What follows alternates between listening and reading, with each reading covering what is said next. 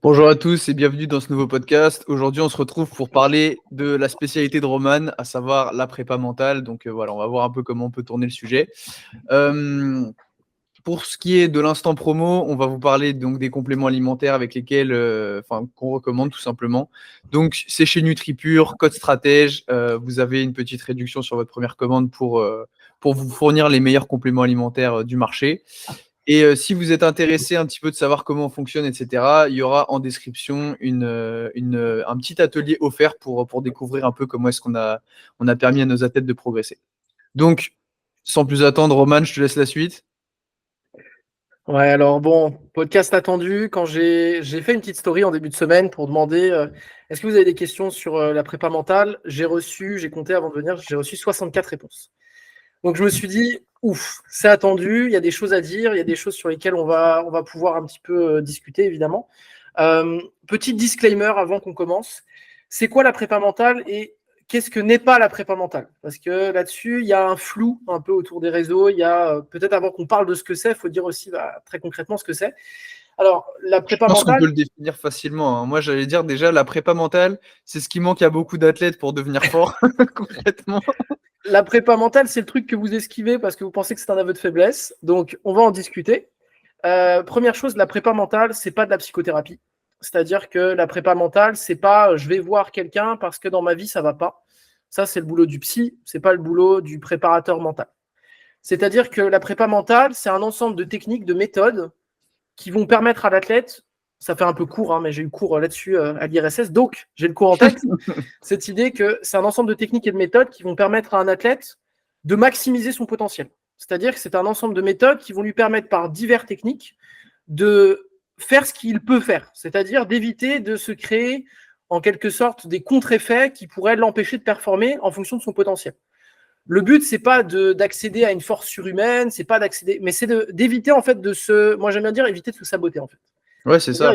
Éviter d'avoir son mental qui joue contre soi.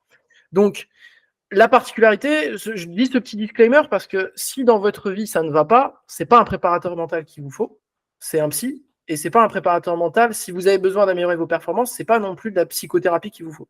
Donc je fais cette distinction parce que souvent elle est un peu floue. Et puis c'est ce qui entretient ce truc un peu où si je vais voir un préparateur mental, c'est que j'ai des problèmes mentaux, c'est que ça va pas. Donc il y a un peu un aveu de faiblesse. Et ça, on va en discuter parce que c'est super important. Mais la particularité de l'AFA, c'est que c'est pas de la prépa mentale, notamment pour le sport de haut niveau. C'est pas anodin parce que on sait que le sport de haut niveau et même l'AFA de manière générale ou le street, hein, je prends les deux exemples, hein, mais c'est des sports qui font partie de l'identité des gens et donc l'état mental, la manière dont vous allez dépend aussi de votre entre guillemets de votre identité sportive. On dit oui, il faut différencier les deux pardon, mais c'est pas tout à fait possible non plus. Ce serait un peu naïf de dire si l'entraînement va pas, je vais bien quand même. C'est pas vrai. Si vous vous entraînez 5-6 fois par semaine, ouais, ça fait partie de votre vie. Et donc là-dessus, je fais cette distinction en amont parce que sinon on va me dire ouais, mais c'est quoi? Comme ça, c'est bien clair. Mais les deux sont quand même un peu liés. Si vous allez mieux dans votre vie, en général, vous allez mieux à l'entraînement. Et quand l'entraînement va bien, c'est plus agréable que ça se passe bien dans votre vie. Surtout qu'il y en a beaucoup pour qui l'entraînement prend une place très importante, mais tu sais, c'est un peu le potager, tu sais. C'est l'idée que quand ça va pas bien, tu sais que tu as eu un peu une journée de merde, etc.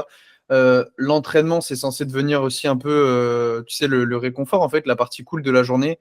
Et à partir de là, si ça se passe mal, ça peut ça peut vite devenir compliqué, en fait. Ouais, tout à fait. Et c'est pour ça que c'est important je dirais, peut-être qu'on peut commencer par ça, mais il y a beaucoup d'athlètes qui ont une mauvaise vision de ce que c'est la prépa mentale. À la fois, je dirais, parce qu'ils ne savent pas ce que c'est. Donc, en fait, ils parlent de quelque chose qu'ils ne connaissent pas. Et d'autant plus, il y a un truc un peu qui, là-dessus, je pense que c'est un peu une erreur. Tu sais pertinemment, et ça, si ça vous intéresse, Greg Nuckols a sorti un papier là-dessus qui est super intéressant. Pour moi, c'est l'argument qui est imbattable. La prépa mentale a un rendement direct. C'est-à-dire que tu fais de la prépa mentale, ça fonctionne. En fait, on ne te demande même pas ton avis. On sait que ça fonctionne. C'est pas, tu vois, il n'y a pas plus evidence-based que la prépa mentale aussi ou qu'un entraînement bien structuré. C'est pas, oui, mais moi, ça marche pas. En fait, dans 99% des cas, ça fonctionne. Et la prépa mentale, c'est pas un pack, c'est pas en mode la prépa mentale. Dans la prépa mentale, il y a plein de choses. C'est pas juste les affirmations positives, je vais dire que je suis le meilleur et puis c'est réglé. Ça, c'est une vision, mais ça, j'en peux plus sur les réseaux sociaux, ce truc de je vais y arriver, donc je vais y arriver. je vais travailler mon mindset. Ouais, enfin les gars, il y a plein d'autres choses dans la prépa mentale. Hein. C'est pas juste je vais travailler mon mindset et puis d'un coup, bah, je vais me réveiller, je vais devenir Jesus Olivares et gagner Sheffield. Bon, il a pas Surtout gagné que, Sheffield, mais ouais, c'est parce qu'il a pas fait de prépa mentale, je pense.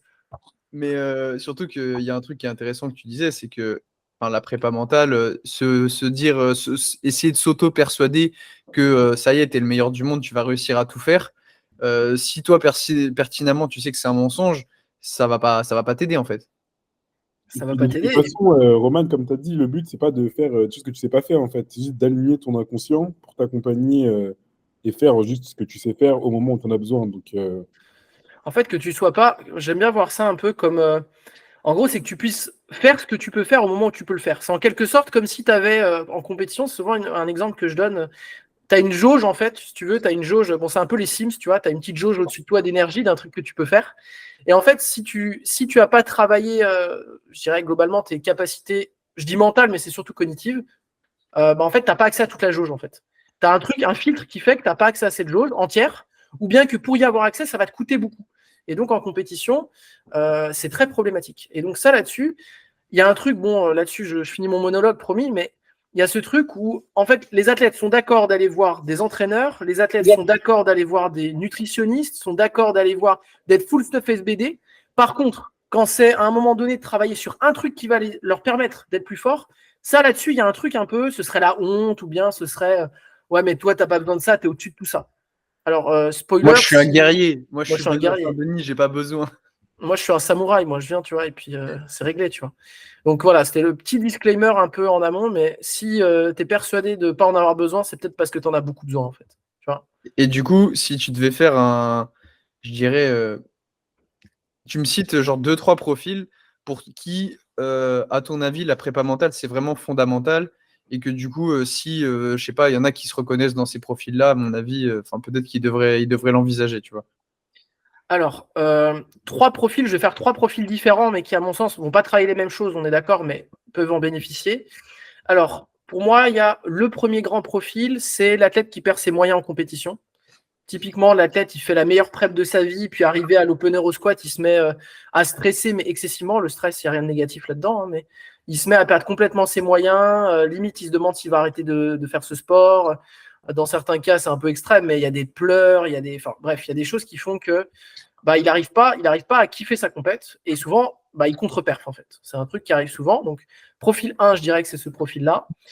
Profil 2, c'est l'athlète de très haut niveau qui a besoin de tous les kilos sur la plateforme. Autrement dit, l'athlète qui a besoin d'être à fond, tu vois. C'est pas juste, il fait pas la compète de, je sais pas, Saint-Rémy sur la rivière, tu vois. Il fait sa compte, tu vois, niveau international, et le podium, ça va se jouer à 2 kilos. Donc ça va se jouer à quel point bah, tu vas être dispo pour faire la barre qu'il te faut, en fait. Ça, c'est deuxième profil. Et troisième profil que j'aime bien, amener, c'est le profil de l'athlète qui sort de blessure. Pour moi, c'est un exemple aussi très important. Post-blessure, il y a plein de choses à bosser parce que bah, tu t'es fait mal, tu as écourté ta saison. Si tu es un athlète de haut niveau, tu as perdu parfois du temps et donc pour des athlètes qui sont en équipe nationale, peut-être qu'ils ont perdu leur statut de sportif de haut niveau. Et ça, il y en a, ils s'en remettent jamais. Tu vois, il y a ce côté, ils vivent un peu dans le passé, tu vois, en mode ouais, bah, je reviendrai jamais à mon prime. Bon, voilà. Donc ça, pour moi, c'est trois grands profils qui peuvent en bénéficier. Voilà. Bon, j'en Moi, je rajoute un. Vas-y, t'en as un autre, Romain, mais je pense qu'il y en a J'allais d'autres. dire, en fait, moi, je suis pas trop d'accord avec toi, dans le sens où Vas-y, vas-y. je suis d'accord dans le sens où, évidemment, ces profils-là, ils peuvent en avoir besoin, mais je pense que pour moi, la priorité, elle n'est pas sur ça, en fait. Pour moi, la priorité, Ouais, elle est vas-y. plus sur, tu vois, des athlètes qui ont déjà une prog qui fonctionne, etc. Et qui, tu sais, qui, parfois, ils surpensent un peu trop le truc, tu sais, c'est-à-dire que déjà, en fait, en principe, quand tu as déjà une programmation, etc., t'as quelqu'un qui l'a pensé pour toi, la programmation, ou alors toi, à froid, tu as essayé tu vois, d'être assez objectif et de faire quelque chose d'adapté pour toi. Et souvent, le problème, c'est de se dire, ah, mais peut-être qu'il faut que je fasse ça, ou peut-être que je fais pas assez bien ça, etc. Et je pense qu'il y a des athlètes qui ont du mal à poser le cerveau. Je relance la balle sur Eliam parce que je sais que lui qui est vachement dans l'aspect Ouais, data, 100%. etc. Je sais qu'il y a aussi beaucoup tu sais, ce truc où tu sais, parfois, tu veux considérer un peu l'humain comme une machine, tu sais, juste basée sur les datas, etc. Mais tu sais que mentalement, ça va te choquer, tu vois. Est-ce que toi, c'est un truc, Eliam, genre, que tu as rencontré dans des progs où tu sais, tu te dis, ouais, en théorie, ça peut le faire, mais je sais que. Pas vraiment. En fait, c'est vrai que je suis toujours tenté de me dire, ouais, avec ces chiffres-là, on peut, on peut prédire des trucs et tout ça. Mais au final, mon expérience de coaching, elle m'a appris qu'il y a, enfin, il y a un cadre de choses que tu peux essayer d'anticiper. Mais il y a plein de choses qui sont super imprévisibles. Genre, un humain, il réagit à plein de choses. Tu peux lui mettre exactement dans les mêmes conditions deux fois et l'issue va être différente pour des choses qui sont en dehors de ton contrôle. Et je pense que du coup, la prépa mentale, c'est un truc encore qui est un peu négligé, mais qui permet encore d'aligner un maximum de choses de ton côté, en fait, pour maîtriser plus de choses, en fait, sur l'issue de ce que tu essaies de mettre en place.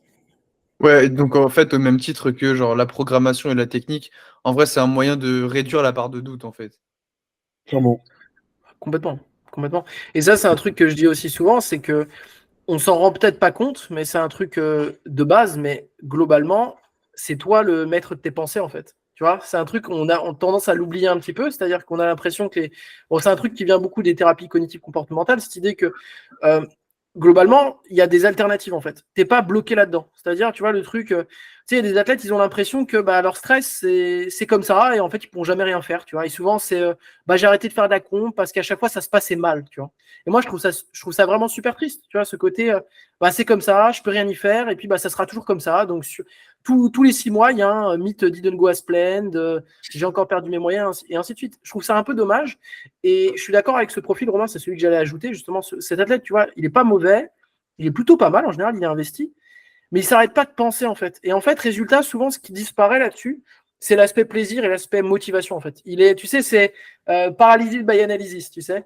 L'athlète, il est toujours, tu sais, ouais, est-ce que tu crois pas que j'ai overshoot de 0,5 points mon RPE, ça a flingué ma semaine, Mmh. ouais, est-ce que j'ai fait du curl supination au lieu de faire du curl marteau, est-ce que tu crois que je vais, tu vois, est-ce que je vais mourir, quoi.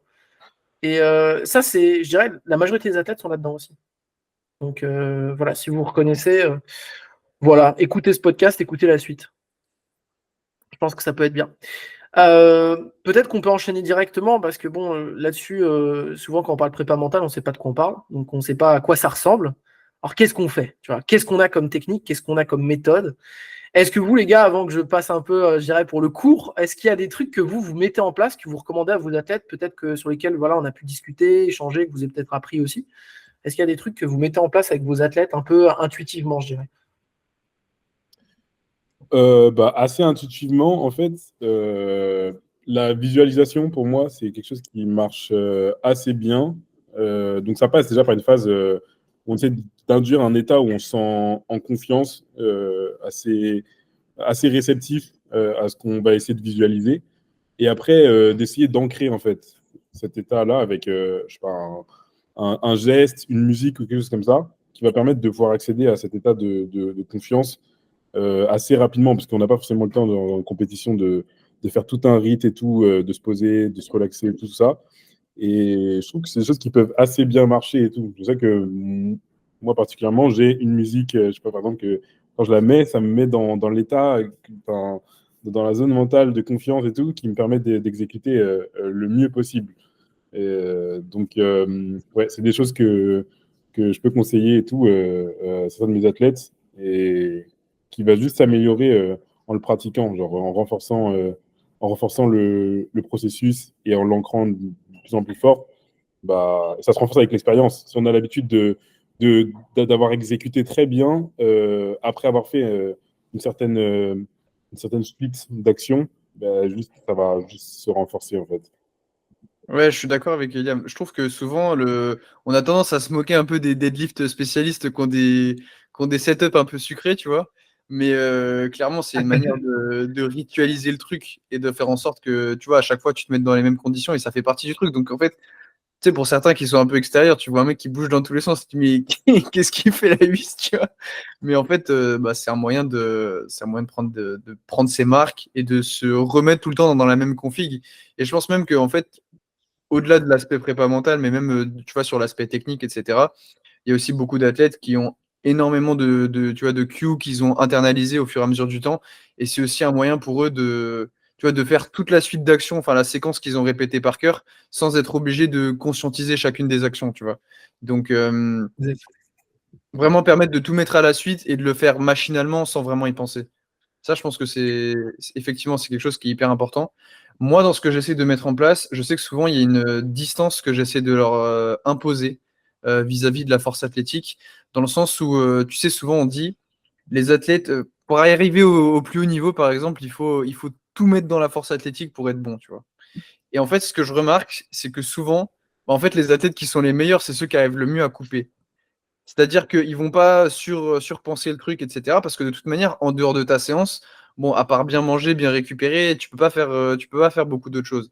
Alors que si tu es, bon, on en a parlé, hein, mais sur les réseaux sociaux et que toute la journée tu scrolles, tu vois des mecs plus forts que toi, etc., t'en viens à te dire que déjà tu es nul.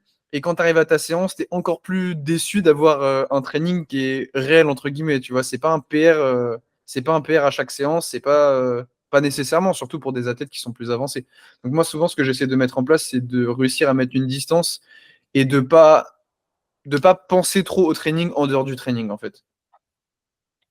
Ouais, c'est bon, là, c'est un sujet qu'on a déjà abordé entre nous. C'est la première fois qu'on enregistre un podcast là-dessus, mais ouais, tous ces trucs-là, moi, je vous suis à 100%. Pour moi, il y a un peu, moi, ce que je donne souvent un peu comme indicateur, comme aux athlètes, et puis c'est des choses dont on discute un peu dans les webinaires, dans les permanences qu'on fait un peu prépa mentale et compagnie, c'est cette idée avec les athlètes de leur dire, pour moi, il y a un peu un triptyque. Pour moi, il y a conditionnement, donc ça, on va en discuter. C'est cette séquence d'action, effectivement, que vous décrivez tous les deux.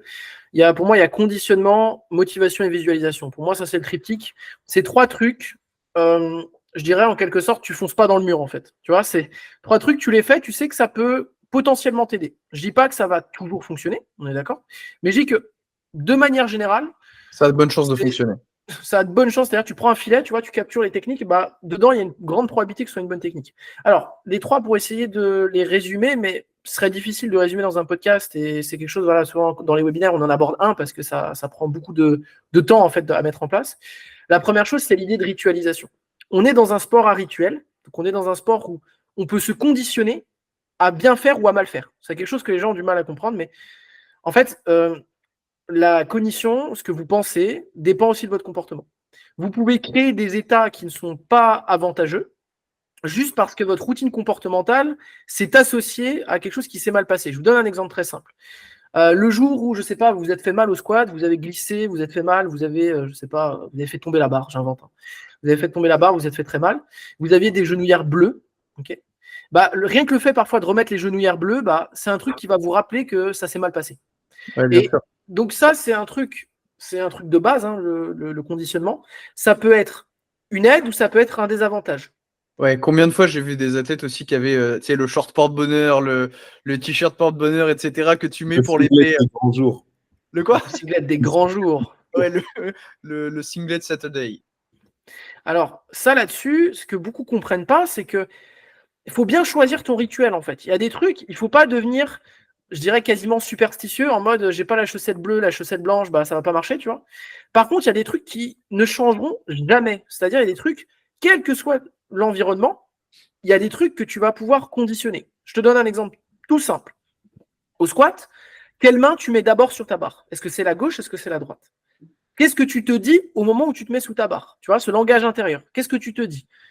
Quelqu'un qui dit ouais, moi je pense à rien, c'est pas vrai. Tu peux pas penser à rien. Si je te dis pense à rien, c'est pas possible. Tu penses quand même à quelque chose. Il y a ce qu'on appelle un Ne réseau pense par pas à défaut. l'éléphant rose. Voilà, ça ne pense pas à l'éléphant rose. Tu vois, ah, mais moi j'y arrive parce que j'ai un gros mindset. Ouais, d'accord. Tu penses forcément à un truc. Donc, essaye de te dire, ok, et ça, moi, un exercice que je donne souvent, c'est quoi ta séquence comportementale quand tu t'entraînes? C'est-à-dire, quand tu fais un squat, tu fais pas qu'un squat en fait. Qu'est-ce que tu fais? Tu mets ta main gauche, ta main droite. Ok, qu'est-ce que tu fais? Par rapport à quoi tu te repères sur la barre? Et spoiler, il n'y a personne qui va venir changer ça chez toi. C'est toi qui choisis. Hein. La manière dont tu te mets sous la barre, si tu as envie d'avoir le setup le plus suprême de la planète, bon, ce titre est déjà pris par un de nos athlètes, mais tu peux faire ce que tu veux, en fait. Tu vois, donc séquence comportementale, tu peux faire ce que tu veux. Et ritualise ta pratique, tu vois. Moi, ce que je veux dire à beaucoup d'athlètes, c'est trouve-toi ta séquence qui marche et qui est sous ton contrôle. Donc, quelle musique tu lances quand tu fais ton top 7? Ok. Quelle musique, qu'est-ce que tu fais après ton top 7? Tu vois, est-ce que tu vas marcher? Est-ce que tu vas t'asseoir? Est-ce que tu vas boire? Et ça, il y a plein de trucs que tu peux mettre en place, tu vois. Et ça, il y a un truc que je fais dans le cours que je donne à l'IRSS, c'est j'ai filmé quelques grands sportifs, tu vois, j'ai pris quelques vidéos YouTube, et tu vois qu'ils refont toujours la même chose. Tu vois, ils refont toujours le même petit geste, tu vois. Et tu verras, il y a des trucs tout bêtes, mais moi, par exemple, du toc, hein. Enfin, parfois. mais c'est à la limite du toc, bien sûr. Mais moi, tu vois, il y a un truc que je fais tout le temps, avant de lifter, je fais toujours ça avec mes lunettes, tu vois. Je les repousse. Ça me sert à rien, concrètement. Mais je sais que, tu vois, ça me met dedans, en fait. Ça me met dans un état pas quelque chose, mais je pense que c'est pas quelque chose que tu fais genre volontairement, en fait.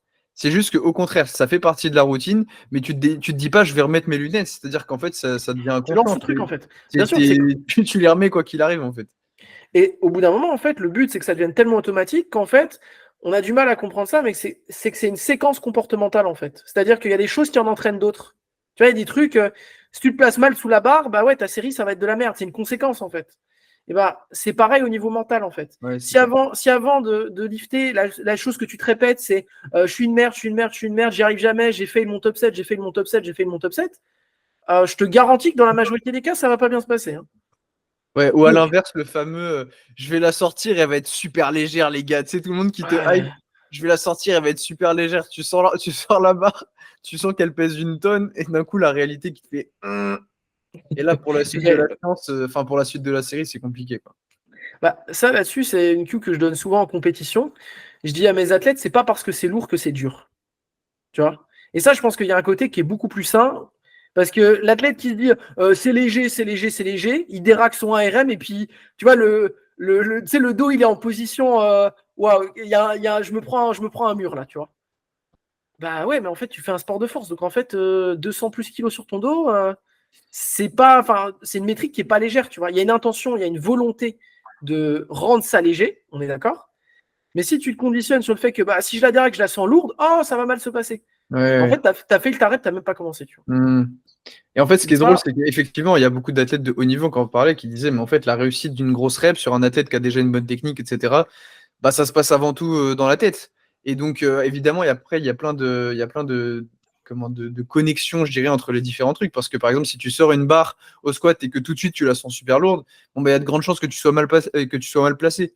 Mais tu peux aussi te nocebo en te disant, ah, ça va être hyper lourd, ça va être hyper lourd. Et donc, même si tu es bien placé, tu la sens hyper lourde. Alors que c'est une barre au training que tu aurais pu sentir super bien.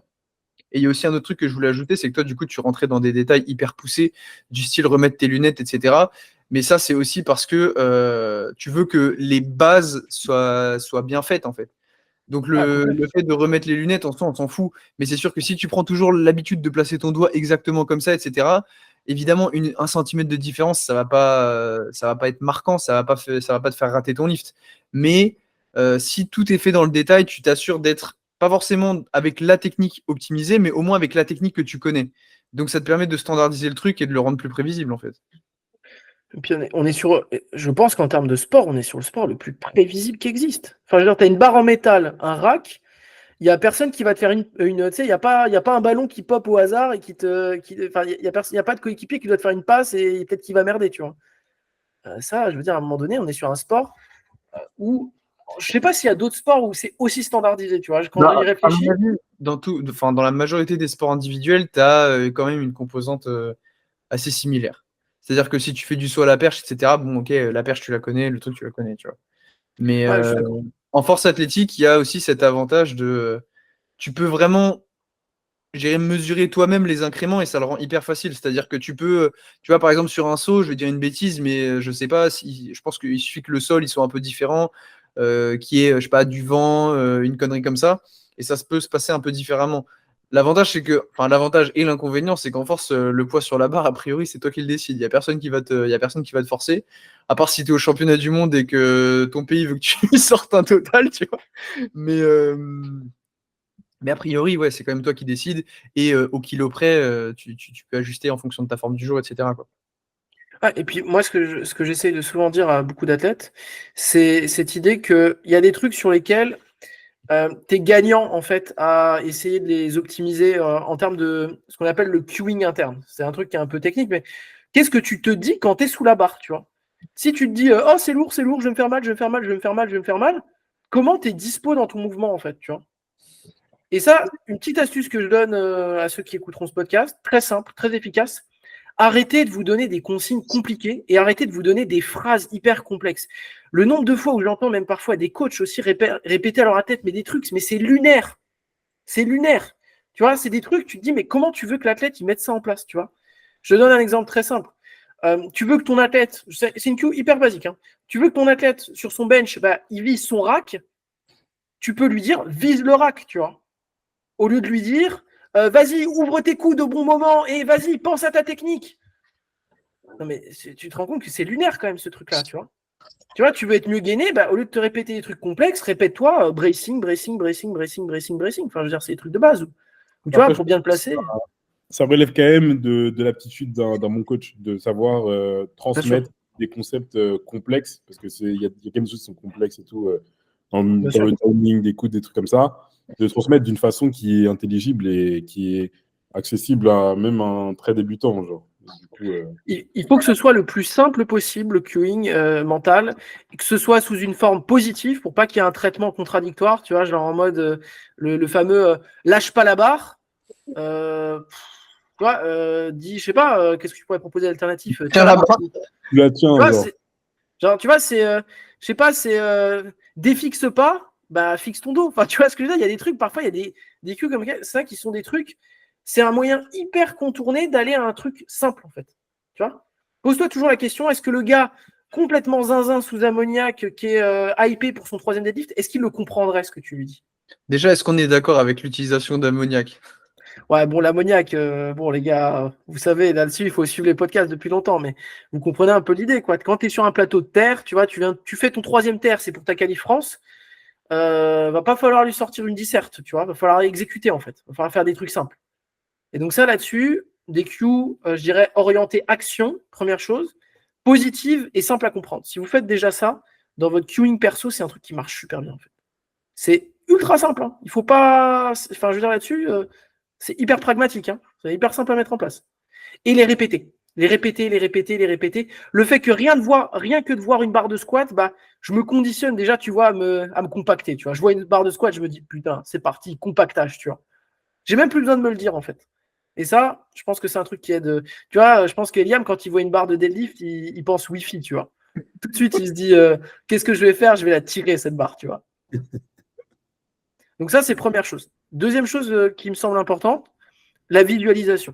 Ça, je pense que vous, Eliam, t'en as un peu parlé, mais je pense qu'il y en a beaucoup sur la visualisation. En fait, ils captent pas ce que c'est. Je sais pas si c'est une impression que vous avez un peu, mais il y a ce côté, j'ai l'impression que C'est nébuleux, ouais. c'est genre, la visualisation, c'est je vais imaginer le succès. Tu sais, le fameux imagine-toi sur la marge du podium. Fake it until you make it, bro. Fake it until you make it, tu vois. Non, la visualisation, il faut imaginer que la visualisation, on appelle ça la visualisation, et c'est un peu une erreur au sens de dire visualisation, c'est plutôt ce qu'on appellerait une simulation mentale. C'est-à-dire, je vais faire la chose avant qu'elle émerge, avant qu'elle se passe, tu vois. Ce côté, fais la comp avant de faire la comp. Et donc, faire la comp, c'est un truc, ça veut dire, tu vas découper la comp en plusieurs étapes, et tu vas essayer de comprendre ce qui va te poser problème avant que ça te pose problème pour de vrai. Je ne sais pas si vous voyez ce que je veux dire. C'est-à-dire, je ne sais pas. Ouais, voir à quelle étape ça peut clocher. Voilà, à quelle étape ça peut merder, tu vois. Est-ce que tu commences à stresser au moment où tu commences à mettre ton singlet et tu vois les autres qui s'échauffent? Ok, qu'est-ce que je vais faire à ce moment-là? Je vais m'entraîner en fait à me mettre dans ces conditions. Et ça, c'est quelque chose que la plupart des athlètes qui préparent une comp, je vais leur dire, ok, on va décomposer ça comme ça, comme ça, comme ça. On va se mettre en place, ok. Qu'est-ce qui se passe au moment où j'attends dans, tu sais, la petite tente avant d'arriver sur le plateau? Ça, si j'ai déjà pensé, si je l'ai déjà visualisé 150 fois, quand j'arrive sur le plateau de la comp, je l'ai déjà visualisé ce truc-là en fait. J'ai l'impression que c'est déjà quelque chose dont j'ai l'habitude en fait. Et ça, la visualisation, il y en a beaucoup aussi, la visualisation, ils n'y arrivent pas parce qu'ils ne se sont pas entraînés. C'est-à-dire que la visualisation, c'est une compétence qu'on peut mesurer, c'est une compétence cognitive notamment qui est liée à ce qu'on appelle la capacité de rotation mentale, c'est-à-dire est-ce que tu es capable de t'imaginer un objet par exemple et de le faire tourner dans ta tête. Je prends un exemple ultra simple qu'on donne, c'est l'exemple que j'ai donné dans un webinaire et quand on en avait discuté sur le groupe de nos athlètes. C'est l'exercice tout simple, c'est l'exercice de la pastèque. Est-ce que tu arrives à t'imaginer une pastèque? Ok. Bon, globalement, ça va. Je pense que tout le monde y arrive à peu près. Ok, maintenant, essaye d'imaginer une pastèque sur un fond blanc. Ok. Est-ce que tu y arrives ou tu n'y arrives pas? Est-ce qu'ensuite, tu arrives à imaginer une pastèque ouverte, donc qui est verte et rouge? Est-ce qu'ensuite, tu arrives à faire tourner la pastèque? Si ça, déjà, tu n'y arrives pas, de 1, tu vas t'entraîner. Et si tu y arrives, on va évaluer ton score dans les commentaires. Et surtout, comment tu veux, si tu n'es pas capable de visualiser ne serait-ce qu'une pastèque, une banane ou un objet du quotidien, comment tu veux imaginer une compète de force où il va y avoir des gens, où il va y avoir de la fumée, de la magnésie, des sensations corporelles, du bruit. Commence par les bases, en fait. Mais tu penses pas que justement ce phénomène-là de se forcer à faire de la simulation mentale comme ça peut porter préjudice à des athlètes qui sont déjà très anxieux, tu vois? Là, Ouais. évidemment, je sais qu'on a parlé d'un cas en particulier et que, évidemment, le fait de les exposer à répétition au truc, c'est un peu une méthode vaccin. C'est-à-dire que tu t'exposes à petite dose pour te préparer au gros step. Mais tu penses pas qu'il y a des profils à qui justement ça peut desservir ce genre de truc? Ouais, alors je pense que là, dans ce cas-là, c'est parce que dans la majorité des cas, cette visualisation, elle va être faite un peu à la. Ça part d'une bonne intention, mais c'est pas souvent bien fait. C'est-à-dire que le but de la visualisation, c'est pas de répéter, je sais pas, si avant chaque compète, ça va pas du tout, tu as besoin d'aller aux toilettes 10 fois et tu pleures. Le but de la visualisation, ça va pas être de répéter ça en fait. C'est au moment où ça se passe mal, tu vas identifier ce qui va se passer. Et au moment où justement, quand tu vois que ça émerge, tu vois, rien que quand tu fais, je prends souvent l'exemple, c'est un peu le même exemple qu'on donne à des patients qui ont des phobies, tu vois. Quand tu as une phobie, c'est pas tout qui te fait peur. Il y a un moment donné où tu te rends compte que la machine est lancée et que tu n'arrives plus à l'arrêter. Tu vois? C'est quoi? C'est au moment où on annonce ton nom et on dit, je sais pas, X est appelé, je sais pas, barre à 90 kg, barre chargée. Est-ce que c'est ça qui te fait peur? Ok. Au moment où ça te fait peur, qu'est-ce qui se passe? C'est pas juste, ouais, je me mets à pleurer. Non, non, qu'est-ce que tu te dis en amont? Qu'est-ce que tu te dis ensuite et qu'est-ce que tu fais? Et ça, en quelque sorte, il faut qu'on ait un terrain de base pour qu'on puisse le bosser, ça. Tu vois ce que je veux dire? Par quoi tu vas remplacer tes pensées? Ok. Ouais, je me dis, je vais pas y arriver. Ok, mais qu'est-ce que je pourrais penser à la place? Qu'est-ce que je pourrais penser à la place? Qu'est-ce que je pourrais me dire à la place quand je suis en train de mettre mes bancs de poignets et que je me dis, je vais jamais y arriver, je suis nul, je suis nul, je suis nul. Ok, qu'est-ce que je pourrais me répéter d'autre? Et ça, petite astuce très simple aussi, hein. Si vous saturez votre pensée, si vous vous répétez quelque chose, vous ne pouvez pas répéter deux choses en même temps. Un truc de base, hein. Si je vous répète, je sais pas, qu'est-ce que je vous répète, gaine-toi, gaine-toi, gaine-toi, gaine-toi, gaine-toi, gaine-toi, gaine-toi. Si je sature là-dessus ma charge cognitive, je peux pas en même temps me dire fais ta liste de courses, fais ta liste de courses, tu vois. Si je me dis, mais vous pouvez tester, hein. Si je me répète quelque chose, je peux pas penser à autre chose en même temps. Il y a un moment donné, il y a deux choses qui vont pas ensemble. Est-ce qu'on est, je sais pas si c'est suffisamment clair. Si je te dis, imagine, je sais pas, un éléphant rose, un éléphant rose, un éléphant rose, un éléphant rose, et que je te dis, imagine une truite bleue, une truite bleue, une truite bleue, tu peux imaginer l'éléphant rose et la truite bleue si tu veux ensemble, mais ce sera l'un puis l'autre, l'un puis l'autre, l'un puis l'autre. Ce sera jamais les deux parfaitement ensemble, ou en tout cas, ça va mettre du temps. Et ça, sur le dialogue interne, c'est super important. Tu peux pas dire deux choses en même temps. Et à quel point vous pensez, les gars, que je dirais l'environnement ou le mindset, etc., ça bloque des athlètes? Est-ce que, par exemple, je demandais à Eliam, par exemple, qui s'entraîne dans une des meilleures salles de France, de ce que j'ai compris, c'est pour ça que j'en parle. Est-ce que tu as l'impression que, par exemple, le fait de s'entraîner comme ça dans un bon environnement, etc., ça peut être, je sais pas, plus important qu'avant une prog ou un truc comme ça? Attends, là, tu es en train de comparer l'environnement à la programmation? En fait, je pense que pour moi, ça fait partie du mental, en fait, parce que le fait d'avoir un bon environnement, souvent, ça peut te permettre tu sais, de normaliser un peu le fait de réussir, le fait de progresser. Tu sais, t'as pas les mêmes bases, en fait. T'as pas les mêmes référentiels.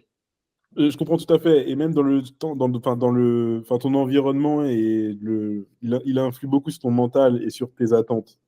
Et ça, que ça soit la salle où tu t'entraînes ou même plus simplement, enfin, ce que tu as sur ton feed Instagram, tu vois. Genre, ce que Hmm. les gens en font en story qui te paraît banal, ça influe forcément sur ta perception de ce que toi, tu peux faire et dans combien de temps tu peux l'atteindre.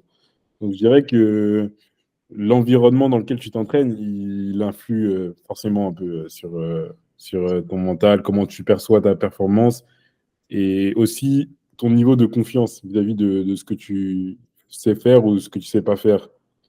Et je tiens à faire une petite parenthèse pour le Power Athletic Gym. Mais en fait, ils m'ont foutu un peu mon rituel pré-lift. En fait, il faut savoir que moi, avant d'aller faire mon lift, j'ai mon ancrage vraiment où juste je me dis à basse voix, allez là. Et c'est vraiment un truc qui m'active. Genre, juste, je me dis ça et ça m'active en fait. Ça me met en mode oh, là, je suis prêt. En fait, ils ont remarqué que je disais ça et maintenant, ils le disent un peu à tout va. Et du Oh, coup, les gamins. c'est un peu déconnecter l'ancrage entre la performance et ce truc qui était un peu anodin. Et du coup, maintenant, je sais que je dois Je utiliser cherche deux. un autre gris-gris. je dois utiliser d'autres mots, une autre action, tu vois, qui me permet de m'activer. Ouais, sinon, tu peux pas t'empêcher de penser à la gueule de ton pote qui déconne à côté. Mais vraiment, en fait, j'entends ça et je les vois en train de rigoler et en fait, ça me sort de mon truc. Ouais, ouais, je vois. Non, en vrai, oui. Forcément, les gens qui t'entourent, le fait de rien que de te faire spot, en fait. Tu vois, genre, Ouais, c'est quand sûr. tu fais une grosse Le spot. performance et même la façon dont les gens t'encouragent, ça peut enfin, t'alimenter de façon positive ou négative. Comme tu as dit, Roman, quand on te répète, vas-y, tu la rates pas, celle-là, tu sais faire et tout. Ouais, C'est un truc un peu maladroit, mais enfin, ouais, comme tu viens tu de dire, sous-entends que c'est possible qu'il rate en fait. il est Genre, déjà tu avec émets ça. cette possibilité. Et puis même, le cerveau, il va pas filtrer la négation. Genre, tu dis, ça Hmm. ne marche pas, il va penser à lâcher, lâcher. Ouais. À partir de là, en fait, tu es un peu foutu, tu vois. Donc, rien que ça, l'environnement a un peu un impact sur comment tu performes. Et il y a une façon plus saine d'encourager les gens que ça, tu vois. Donc, Ouais. c'est important. Cette fois, tu la rates pas. Putain, le pire encouragement. Allez là, rate pas 3 fois d'affilée. Ah, je suis d'accord. En vrai, de vrai, moi je pense que honnêtement, hein, pour de plus en plus, je mets de l'eau dans mon vin. Même si je pense toujours que la prog, etc., et même la technique de manière générale, c'est hyper important. Je pense de plus en plus que bah, le mindset, ça en fait partie aussi, et que même parfois il y a des athlètes qui ont un bon mindset. Et là, je vais parler au sens large. Donc, c'est-à-dire que ils ont confiance en leurs capacités, ils sont persuadés qu'ils peuvent progresser et à raison, et ils ont un bon environnement, etc. Et qui n'ont pas forcément une prog super établie, etc. Et qui du coup bah, performent parfois mieux que d'autres athlètes qui sont hyper anxieux et qui n'arrivent pas à se débarrasser des obstacles qu'ils rencontrent. Donc évidemment, le mieux, c'est toujours d'avoir le full package. Mais je pense que le mindset pour certains athlètes, ça peut permettre de débloquer parfois plus de trucs que juste une programmation en fait.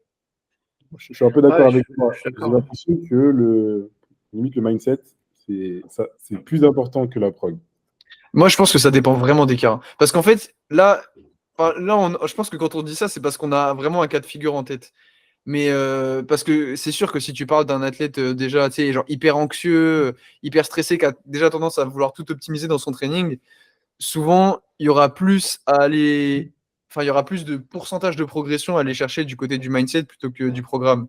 Mais à l'inverse, tu sais, c'est aussi possible d'avoir un mec tu sais, qui vraiment il fait n'importe quoi, juste il a un mindset de fou, mais il pense qu'il va progresser au bench en faisant des pompes, en faisant des, comment, des pompes plaquées, tu vois. Ouais, mais du coup, Je grossis le trait, tu vois, mais.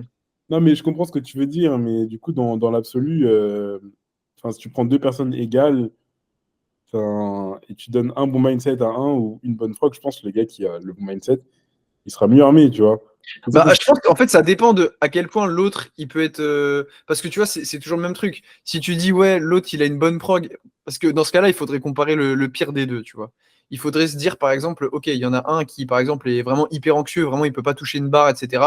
Et à côté, l'autre, je sais pas, peut-être il fait du vélo pour progresser au bench, tu vois. Et là, tu compares vraiment ce qui est comparable. ouais, mais là, t'abuses. Là, t'as abusé un peu. Non, mais je pense que non, justement, j'abuse pas. Je pense juste qu'en force athlétique, pour beaucoup d'athlètes, le fait que tu vas pas progresser au bench en faisant du vélo, c'est acquis, tu vois, depuis longtemps. Alors qu'à l'inverse, la prépa mentale, il y a beaucoup d'athlètes qui se disent eh, c'est bon, moi je suis pas fou, tu Ouais, ok. Ouais, je suis pas fou. J'ai pas besoin de ça. Mais là-dessus, je pense que en fait, il y a des athlètes vraiment qui vont rester dans le forever intermediate, tu vois, juste à cause de ça, en fait. Et je trouve qu'il y a un côté qui est ultra frustrant. Moi, je pense que je vais même être encore plus radical. Je pense qu'il y a des athlètes qui ne récupèrent pas les fruits de leur programmation à cause de leur état mental. Ah, mais bien C'est-à-dire, sûr. ils ont une Et le... prog, tu vois, genre, elle est léchée, il y a le volume qu'il faut, il y a l'intensité qu'il faut, il y a le microcycle, il a été, je veux dire, il a été étudié, tu vois, tu as traqué les données pendant un an, tu as testé tout. Toi, tu as testé, tu as la recette, tu vois, tu as de quoi faire un super bon gâteau, et en fait, le gâteau, tu vois, il est pas ouf, tu vois. C'est un mais gâteau, il est un peu trop cuit, tu vois. il n'y a Et pas de bah, cœur, il n'y a pas d'amour. c'est ça, il n'y a pas de cœur, il n'y a pas d'amour, tu vois. Et ça, je trouve ça dommage en fait. Tu vois, je ne vais pas dire, enfin, vous faites ce que vous voulez là-dessus. Si vous voulez pas progresser, vous voulez pas progresser. Là-dessus, je vais pas venir vous tenir par la main, tu vois. Mais c'est super dommage en fait de parfois voir que bah tu changes des trucs dans ta prog et tout, et l'athlète il va dire ouais mais c'est parce qu'on a mis des fois 4 au lieu du fois 5. Non non, honnêtement je pense pas que ce soit ça, tu vois. Je pense pas que ce soit le x4 à la place du x5 qui fait que là, tu n'avances pas, en fait. Je pense que c'est assez minime. Et je pense que c'est encore plus dommage quand. Et c'est pour ça que là-dessus, avec nos athlètes, on a toujours, je pense, un peu cette vision aussi de la prépa mentale qui fait partie du truc, tu vois. C'est-à-dire, c'est pour ça qu'on a allié nos expertises aussi. C'est que, tu vois, une bonne technique et une bonne prépa mentale, ça va ensemble, tu vois. Si tu es confiant dans ce que tu fais, tu vas pouvoir mettre des choses en place qui vont être efficientes. Et si tu mets des choses efficientes en place, tu te sens mieux aussi, tu vois. Si tu sais ce que tu fais, c'est quand même la base pour être bon dans un sport, tu vois. C'est quand même Moi, d'arriver à ce j'oppose truc. ça à faire confiance à son karaté. Tu vois, tu renforces ton D'accord. karaté. Tout Et est après, lié au karaté, tout est lié à la couleur de la ceinture. bien sûr.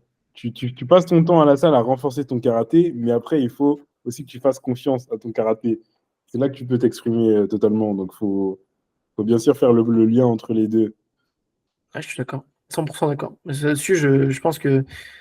Enfin, c'est trop dommage. Imagine, on te dit, tu as moyen de faire des gains, tu vois. On te dit, tu as une boîte, tu vois, tu l'ouvres, tu fais des gains et tu prends pas, tu vois. Il y a un côté en mode, tu as un cheat code, tu vois, et tu prends pas. Désolé pour toi, tu vois. Enfin, je veux dire, on peut pas aller au-delà de ça. Et surtout, il faut faire ce que tu apprends, en fait, en prépa mentale. C'est-à-dire qu'on peut te donner un petit peu les astuces, c'est comme ta prog, en fait. S'il y a écrit 4 séries et que tu en fais une, c'est ton truc, tu vois. Enfin, tu peux pas en vouloir à la prog, tu peux en vouloir à la pratique, en fait. Et je prends surtout l'exemple de la visualisation. Sur la visualisation, il y a plein d'athlètes qui vont dire ah, moi, je l'ai testé, ça marche pas. Tu dis ok, t'as fait quoi, quand, comment, à quelle fréquence? Et le gars, il a testé 2 fois, tu sais. Et il Ouais, dit mais en ah fait, non, le c'est truc aussi, c'est pas fait pour moi. j'ai testé, ça marche pas. C'est comme dire moi, j'ai testé un programme d'entraînement, je suis pas devenu Taylor Atwood, tu vois. Ah, Et, pourtant, j'ai suivi le Je pense, même en que fait, lui. Hein. je pense qu'il y a un delta trop ouf entre les attentes et ce qui se passe vraiment, en fait. Donc, peut-être ils estiment que ça n'a pas fonctionné, mais en fait, leur conception en fait, de ce qu'était la visualisation était mauvaise à la base. Ouais. et puis, je Et pense que puis, aussi leur manière de faire, leur manière tu sais, il y a une différence souvent entre ce que tu penses que tu dois faire et ce que tu dois vraiment faire. Et en fait, tu sais, tu réalises pas, en fait. Tu te dis, OK, bon, je vais faire de la visualisation. Tu cherches sur YouTube comment faire de la visualisation. T'essayes, et en fait, tu c'est te dis, ouais, bah, bancal. OK, ça m'a pas aidé, tu vois. J'ai juste médité 30 minutes dans ma chambre, j'ai l'air d'un golemon. Tu vois. Ah non, non, il y a des protocoles et bon, ça là-dessus, on n'aura pas l'occasion d'en discuter dans le podcast. C'est un truc qu'on va aborder dans la petite spoiler. On va aborder ça dans le webinaire la semaine prochaine avec les athlètes qui se sont inscrits, qui ont posé leurs questions. Mais ouais, il y a cette idée qu'il y a des protocoles à suivre en fait. Et ces protocoles, ils sont Et précis. surtout, C'est enfin, pas. ça dépend de tout le monde, en fait. Bien sûr, bien sûr. C'est comme balancer une prog comme ça. Tu sais, genre, tu Ouais. peux pas. Enfin, il peut y avoir une forme de cohérence, etc. Et ça marche. Mais c'est comme tout. Tu as besoin de voir d'où tu viens, où est-ce que tu as envie d'aller et faire un peu le chemin entre les deux, quoi. Ouais, tu sais, c'est un peu comme, tu sais, quelqu'un qui vient te voir à la salle, il dit, tu penses quoi du 5x5? Hmm. T'en penses En quoi? fait, pour moi, c'est la même question que. Je sais pas comment expliquer, mais par exemple, quelqu'un qui veut aller à Paris, je vais dire une connerie, et entre celui qui vient de Strasbourg et celui qui vient de Lyon, genre, c'est pas le même trajet, tu vois ce que je veux dire? Ouais, bien sûr. Donc, c'est comme de demander à l'autre, ouais, comment tu fais? Bah, en fait, le mec, il va dire, ouais, bah, tu fonces vers le nord, le gars, il va pas arriver au même endroit, tu vois. Clairement, clairement. Il y a des stratégies de base, et tu prends les transports, mais tu prends pas la même direction, tu vois. Donc il y a des petites choses qui te personnalisent et c'est là-dessus qu'il y a un intérêt à le personnaliser tout simplement en fait. Hein. Sinon ça marche moins bien. Dernière chose que je voulais aborder en termes de prépa mentale, on n'aura pas l'occasion de tout aborder. Il y a plein de choses, il y aura peut-être un deuxième épisode, mais l'autre aspect qui est un peu oublié, et ça, ça c'est vraiment un truc, je pense, qui est sous-coté et oublié dans la prépa mentale. La prépa mentale, il va y avoir aussi un gros travail du côté de la motivation et du côté des objectifs. Qu'est-ce que je veux faire? Comment je veux le faire, en fait? Est-ce que ça, c'est un truc que vous bossez un peu avec vos athlètes? Est-ce que c'est un truc qui vous donne des objectifs, vous aidez à les construire? Qu'est-ce que vous faites là-dessus, les gars? Bah, Allez, là, moi, je donne la parole à Eliam, c'est parti. de la façon dont on parle, ouais, c'est clair que j'estime que c'est le rôle quand même du coach de gérer aussi les attentes de son athlète, tu vois. Tu récupères un athlète et il te dit je veux être champion de France dans un an. Et ben, tu vois, il y a des façons de tourner la chose. Enfin, je trouve que avoir des objectifs qui sont un peu trop dépendants de d'autres de facteurs externes, c'est des choses que j'évite de faire avec mes athlètes. Et de plus, essayer globalement de recentrer la pratique sur eux, c'est-à-dire de façon à ce que la progression elle soit mesurée par rapport à eux et même que leurs objectifs soient objectifs, en fait, et Ouais. pas par rapport à quelqu'un, en fait. Donc, Ouais, je suis d'accord avec lui. Et moi, j'aime bien mettre aussi le fait de mettre ses objectifs en tant qu'action à réaliser ou en tant que mindset à avoir plutôt que en tant que destination. Parce que, par exemple, si tu dis, ouais, je veux tel total, moi, déjà, je trouve que c'est assez arbitraire. Et souvent, j'ai des athlètes qui disent, ouais, moi, je veux tel total. Et je pense qu'ils se reconnaîtront. Et je dis, mais en fait, pourquoi tel total? Genre, vise le plus possible. Parce que si t'es loin en dessous, tu seras déçu. Si t'es loin au-dessus, bah, peut-être que tu te brides. L'idée, c'est juste de viser le plus possible et de voir quelles actions tu dois faire pour faire ça, en fait. Et souvent, plutôt que de te dire, OK, mon objectif, c'est de faire tant, c'est de faire, je sais pas, de faire allez, 700 de total, 800 de total, peu importe. Bah, peut-être que tu peux te dire, OK, mon objectif, c'est de réussir à mettre ça en place pendant mon entraînement sur, je sais pas, 3 mois d'affilée, de réussir à, je sais pas, faire tous mes back-off, même si je suis fatigué, tu vois, ou tous ces trucs-là.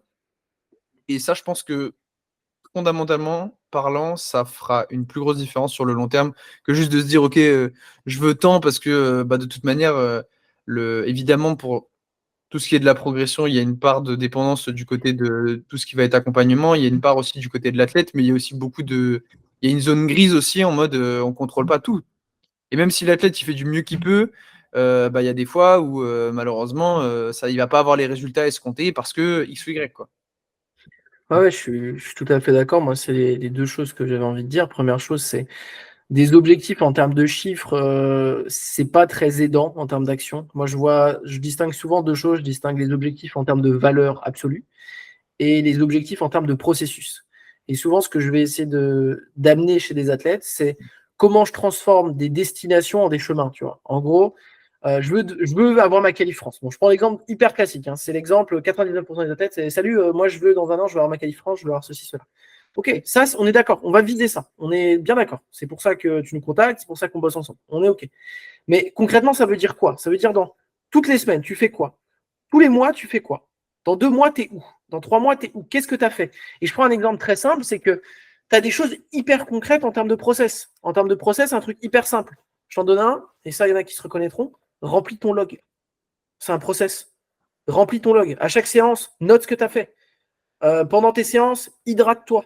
C'est un truc super simple, mais si tu le fais à chaque fois, bah, toutes tes séances, elles vont avoir 1% en plus. Et donc, tu vas te rapprocher. Et note-toi des choses à faire, en fait. Ok, la dernière fois, sur mes 3 back-off, bah, le dernier, je l'ai fait un peu à la vite fait, j'ai oublié une rep, je me suis pas mis en place de la bonne manière, je l'ai bâclé, tu vois, je l'ai tège. Ok. Mmh. Ça, c'est des objectifs qui sont hyper concrets, en fait. Et c'est pas des objectifs.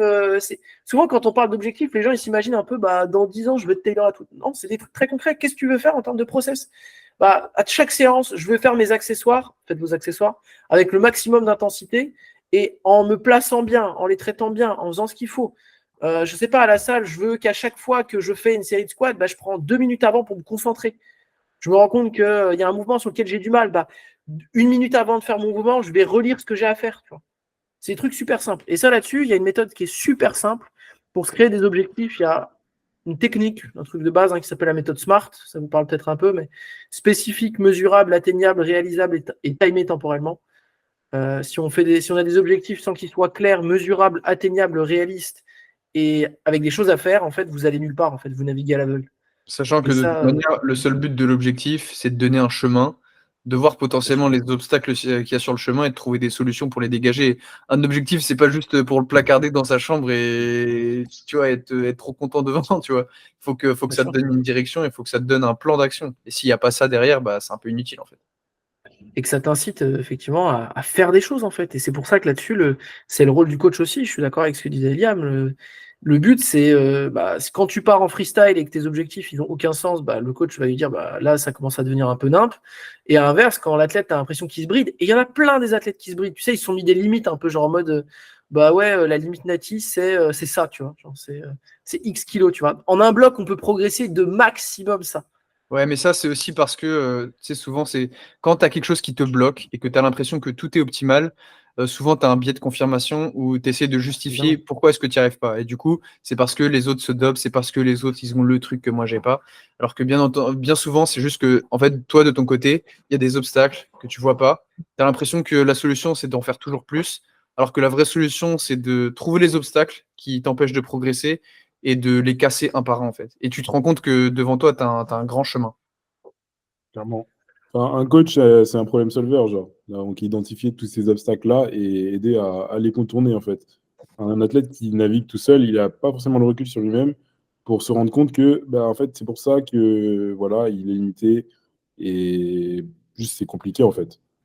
C'est ça. Le rôle du coach, c'est d'être en haut sur le navire, avec la longue vue, de voir un peu les icebergs qu'il y a devant, pour que l'autre, là, qui tient le gouvernail, il puisse naviguer, quoi. Et parce que même si Voilà. toi, peut-être la jugeote de te rendre compte que, voilà, tu es dans cette situation, peut-être qu'un coach, il aurait pu identifier ça à un moment où tu avais encore l'opportunité d'éviter en fait la situation.